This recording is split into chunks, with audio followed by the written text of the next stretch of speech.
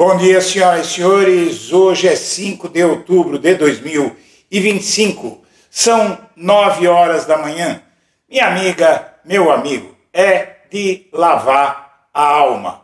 Mais ou menos 6 anos após o Sérgio Moro e toda a quadrilha da Lava Jato terem sido desmascarados, permitindo assim a libertação de Lula, a devolução dos seus direitos políticos, o desmascaramento da Lava Jato, os autores dos crimes que prejudicaram a economia brasileira, que prenderam pessoas injustamente e que tentaram usar recursos oriundos da investigação para não só enriquecer, como se projetar politicamente, que é o caso de Sérgio Moro e Deltan Dallagnol, estão todos esses à beira de responder pelos seus crimes.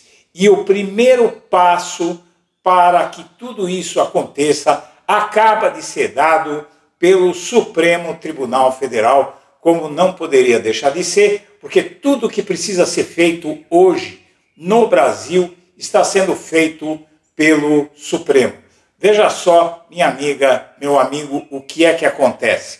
O Supremo Tribunal Federal formou maioria ontem para que Moro continue réu no STF por calúnia contra Gilmar Mendes.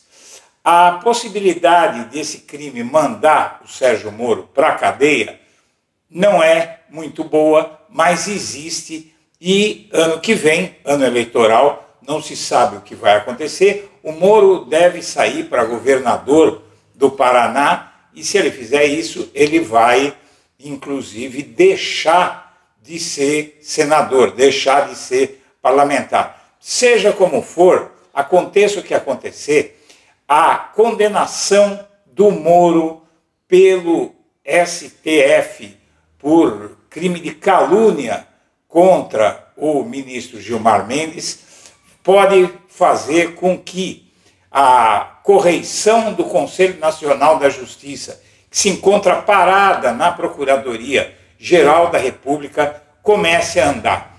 E essa correição é absolutamente espantosa. Ela gera penas de prisão que podem chegar a 25 anos de prisão. São penas que podem dar 25 anos de prisão. E, na verdade, essa correição contém provas de crimes como corrupção passiva, peculato, formação de quadrilha. É um negócio enorme que tem contra Sérgio Moro, Deltan Dallagnol e Gabriela Hart. Tudo isso estava parado na PGR depois que foi iniciado o processo de persecução penal contra os autores da tentativa de golpe no Brasil. Agora chega a hora de os crimes escabrosos, veja só, são crimes escabrosos apurados pelo Conselho Nacional de Justiça, crimes que desviaram muito dinheiro do Brasil, um total aí de 2,5 bilhões de reais que foram surrupiados de alguma forma, sumiu o dinheiro, foi mal empregado, foi usado inclusive para a projeção política de Moro e de Dallagnol, e a Gabriela Hart, que era considerada meio que uma teleguiada de Sérgio Moro, continuou atuando na Lava Jato depois que o Moro saiu, seguindo as ordens estritas dele, né, chegando a copiar a matéria, a decisão do Moro, no caso do triplex, para condená-lo para condenar o Lula no caso do sítio de Atibaia, com a decisão do Moro no caso do triplex, tanto que ela chegou na decisão a chamar o sítio de triplex. É um absurdo total, e esses crimes agora chegam a um ponto de punição, chegam a um ponto de serem julgados e condenados os seus autores. Então aí esse primeiro passo do STF quebra a invulnerabilidade do Sérgio Moro e aponta para o fato de que em 2026, nessa campanha eleitoral que vem por aí, o Sérgio Moro pode responder pelos seus crimes publicamente, juntamente com os outros comparsas, mas a questão é o Sérgio Moro, que tem um apoio, inclusive, meio fraco da direita e também não tem apoio na magistratura, é alguém basicamente isolado, que hoje se equilibra aí, puxando o saco do Bolsonaro após tê-lo acusado, inclusive, de crimes graves, não é? Há vídeos do Sérgio Moro acusando o Bolsonaro de crimes graves, mas o Sérgio Moro se encastelou no Senado e ele fica quietinho, fala pouco, tal, porque ele sabe que a batata dele está assando e agora começa a chegar a vez de o Brasil punir os criminosos da Lava Jato pelos seus crimes. Vamos assistir. E quando você tem um instrumento como o Bloco da Cidadania, sabe, para falar coisa séria, é importante não só a gente seguir acompanhando, mas a gente contribuir para que a gente tenha mais blogs, sabe, exemplares com o Bloco da Cidadania. Se você puder fazer uma doação via Pix, os códigos estão na tela, e qualquer valor, minha amiga, meu amigo, ajuda a gente para a gente poder fazer um canal melhor para você. O Conselho Nacional de Justiça acusa o ex-juiz e senador Sérgio Moro, o ex-procurador e deputado federal cassado Deltan Dallagnol, além da juíza Gabriela Hart, de desviarem 2,5 bilhões de reais da União. A denúncia foi publicada pela revista Veja. A reportagem traz logo no título a denúncia de que Moro, Deltan e Hart teriam se unido para desviar recursos públicos. O trio, segundo a revista Veja, atuou com auxílio de agentes públicos americanos e de gerentes da Petrobras para burlar dinheiro destinado ao Estado brasileiro. Não, isso é fiança, instituto, para comprar um habeas corpus do Gilmar Mendes. Não, tá muito baixo. Por unanimidade, a primeira turma do Supremo Tribunal Federal tornou o senador Sérgio Moro réu por crime de calúnia contra o ministro Gilmar Mendes num vídeo na internet. Na denúncia, a Procuradoria-Geral da República afirmou que o senador atribuiu falsamente a prática do crime de corrupção passiva ao ministro com a intenção de macular a imagem e a honra de Gilmar Mendes. Ela pediu a perda do mandato do senador. Numa rede social, Sérgio Moro, do União Brasil, afirmou que se tratou de uma brincadeira durante uma festa junina, que o vídeo foi gravado e editado por pessoas desconhecidas e divulgado sem o conhecimento ou autorização dele. O senador disse ter pedido que essas pessoas fossem identificadas e ouvidas antes da denúncia, mas não foi atendido. Pela primeira vez na Lava Jato, o juiz Sérgio Moro se declarou suspeito para julgar um caso. A investigação se refere ao blogueiro Eduardo Guimarães. De acordo com a Força Tarefa, em março do ano passado, Guimarães vazou para um assessor de Lula que o ex-presidente seria alvo de uma das fases da operação, que acabou mesmo sendo realizada dias depois. A defesa de Guimarães apresentou um pedido de suspeição, alegando que existe uma inimizade notória entre Moro e o blogueiro. Moro nega, mas aceitou se declarar suspeito para evitar qualquer dúvida quanto à continuidade do processo. Só para esclarecer, o processo não deu em absolutamente nada, porque a acusação do Sérgio Moro contra mim foi uma farsa e logo em seguida descobriu-se que ele estava me processando por tê-lo ameaçado via Twitter na época, né?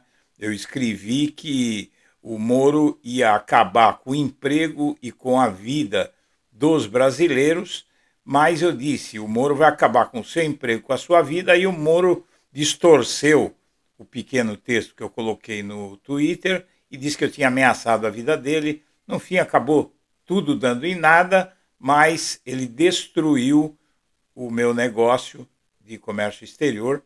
Todos os clientes romperam comigo por causa desse tipo de reportagem, que perdurou na mídia toda durante uns 2 meses. Mas vamos em frente. Primeira turma do STF mantém Moro réu por sugerir que Gilmar Mendes vende sentenças. O crime dá aí em torno de 3 a 4 anos de prisão, pode chegar até a 5, dependendo da dosimetria que for aplicada pela primeira turma do STF. A primeira turma manteve o Moro réu e julgou um pedido do Moro para que o processo fosse encerrado, e o STF mandou ele catar coquinho e ele vai ser julgado por isso. E se pegar mais de 4 anos de pena, ele, em tese, poderia ser preso, mas de qualquer forma ele vai se tornar inelegível e vai perder o mandato. Claro que o Senado tem que deliberar, mas o Moro é uma figura totalmente isolada, o bolsonarismo não está nem aí para ele, porque ele acusou o Bolsonaro, ele saiu do governo Bolsonaro em 2021, chutando o pau da barraca, acusando o Moro de tentar interferir na Polícia Federal, o Bolsonaro tentar interferir na Polícia Federal. Então, o caminho para o Moro ficar inelegível o ano que vem e não poder se candidatar a coisa nenhuma, está aberto. Mas não é só isso, não. Você tem mais, tá?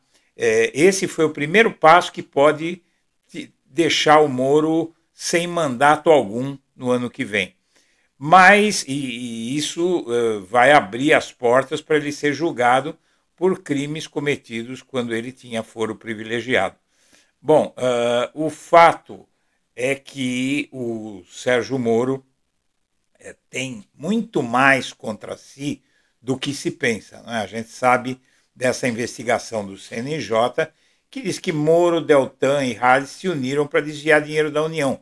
O trio atuou com auxílio de agentes públicos americanos e gerentes da Petrobras, e a brincadeira envolve 2,5 bilhões de reais do Estado brasileiro.